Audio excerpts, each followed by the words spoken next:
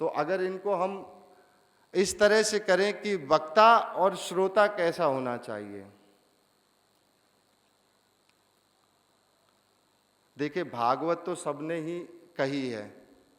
भागवत ब्रह्मा जी करते हैं इस सृष्टि का निर्माण कर पाए, इस सृष्टि का जो कार्यभार है उसको संभाल पाए। तो ये ब्रह्मा जी का कार्य है, रजोगुण का कार्य। तो ब्रह्मा जी कहते हैं कि मुझे तो भगवान रजोगुण का कार्य करना है। मैं और मेरी स्मृति सदा आपके चरणों में कैसे बनी रहे। तो भगवान कहते हैं आप भागवत का पाठ कीजिए ब्रह्मा जी। फिर आगे शंकर जी कहते हैं मुझे तो तमोगुण का, प्रलय का कार्य करना है, संहार का कार्य करना है। मेरी स्मृति सदा आप में किस प्रकार लगी रहे। तो भगवान कहते हैं शंकर आप भी भागवत का पाठ कीजिए।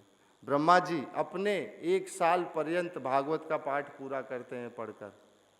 शंकर जी 1 महीना पर्यंत भागवत का पाठ करते हैं, पार्वती माता को सुनाती है। 1 महीना पूरा पार्वती माता शंकर जी को भागवत का पाठ करके पूरा करके सुनाती हैं। विष्णु भगवान कहते हैं नारायण मुझे तो सतोगुण का कार्य करना है, पापी को भी देना है, लोभी को भी देना है, देवता को भी देना है और सबकी पूर्ति करनी है। मेरी स्मृति सदा आपके श्री चरणों में किस प्रकार बनी रहे। तो कहते हैं नारायण आप भी भागवत का पाठ कीजिए। तो आप देखेंगे 4 विशेष सबसे बड़े मुख्य जो संप्रदाय हैं वो भी भागवत पर आधारित ही संप्रदाय हैं। चारों संप्रदाय भागवत पर आधारित संप्रदाय हैं। वल्लभ आचार्य जी का जो संप्रदाय है जिसके अंतर्गत भागवत शंकर जी ने पार्वती माता को सुनाई है, ये वल्लभ संप्रदाय श्रीपाद वल्लभ आचार्य जी जिसके प्रवर्तक हुए। रामानुजाचार्य जी जो लक्ष्मी जी से प्रारंभ होती है, भागवत की जो श्रृंखला है जो लक्ष्मी जी से प्रारंभ होती है और रामानुजाचार्य से जो आगे जो प्रवर्तक आचार्य हुए इस भागवत के। फिर निम्बा आदित्य जी, निम्बार्क आचार्य जी जिनको बलराम जी ने भागवत दी है और सनक आदि ऋषियों से फिर आगे भागवत, ये भी भागवत पर आधारित संप्रदाय है। तो आप देखेंगे सबसे बड़े मुख्य संप्रदाय भी भागवत पर। ब्रह्म माधव संप्रदाय श्रीपाद माधवाचार्य जी संप्रदाय में ये भी भागवत पर आधारित संप्रदाय है।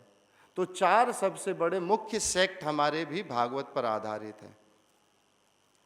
तो भागवत कितना महान है ये इसका वर्णन करते हुए फिर श्रोताओं का वर्णन आता है कि श्रोता कैसे होने चाहिए भागवत के।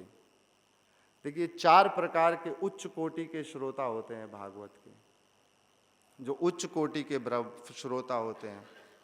एक श्रोता होते हैं जो जिनको चातक कहते हैं। आपने कभी देखा है एक चातक पक्षी होता है, छोटा पीहू जैसा छोटा पक्षी होता है एक। उस पक्षी की एक विशेषता होती है कि जब स्वाति नक्षत्र में पहली बारिश होती है, वर्षा होती है, वो सिर्फ तभी उस वर्षा का ही जल पीता है। उसके अलावा कोई जल वो नहीं पीता है। चाहे गंगा का जल दे दीजिए उसे नहीं पिएगा, प्राण त्याग देगा परंतु और कोई जल नहीं पिएगा।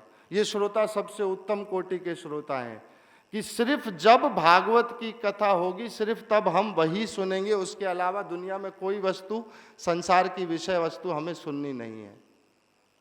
फिर एक हंस श्रोता होते हैं। ये हंस श्रोता कैसे होते हैं कि हंस की विशेषता होती है नीर और दूध को अलग अलग कर देता है हंस।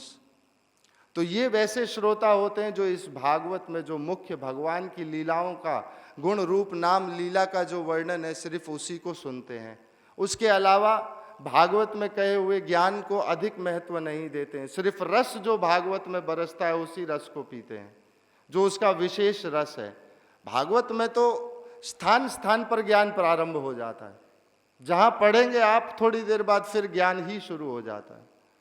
तो रस जो है वो सिर्फ उसी को सुनते हैं। फिर एक शुक श्रोता होते हैं। ये श्रोता कैसे होते हैं? भागवत की कथा को सुनते हैं और फिर जहाँ जहाँ जैसे जहाँ जगह मिलती है, जहाँ पर मौका मिलता है वहाँ इस भागवत की कथा को करते हैं। ये शुक श्रोता है। बस भागवत की कथा जहाँ सुनी उसी को आगे जाकर सुनाते हैं।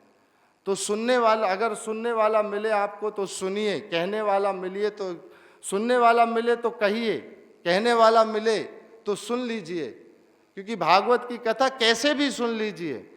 ये नहीं कि आप किसी अनुष्ठान को कर कर या किसी अन्न को ना पाकर इस भागवत कथा का श्रवण करें, कोई आवश्यकता नहीं है। आप लेटे लेटे सुन सकते हैं तो लेटे लेटे सुनिए, और यदि भोजन आपकी बाधा उत्पन्न कर रहा है तो उस भोजन को भी पाकर भागवत की कथा सुन लीजिए।